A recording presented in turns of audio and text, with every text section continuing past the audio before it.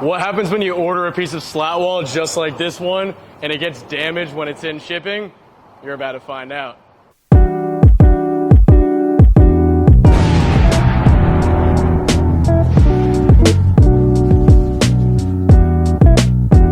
At Displayarama, we have a damage-free guarantee on every single shipment that goes out the door, and at the end of the day, that's just words. So the actions that we've taken in the past are really what differentiate us from a lot of the other display case and Slatwall suppliers on the market. Unfortunately, from time to time, you will have a shipment that gets damaged, and when something gets damaged, it's usually caused by something that happens in a warehouse or in one of the freight terminals. So when you ship something by freight or by LTL, what happens is the shipment will get picked up from one warehouse, it'll be brought to a terminal, and then it'll be brought to either another terminal or to the end destination. When it stops in those terminals, it transfers from one truck to the next, so the freight company can make sure their route is as profitable as possible for them, which makes sense from a business perspective. From a shipping perspective, it's not fun because that's usually where the damage happens. So what we do to prevent that is we crate every single package that goes out of the warehouse. We try to make it stronger than any military base out there, but for all the items that are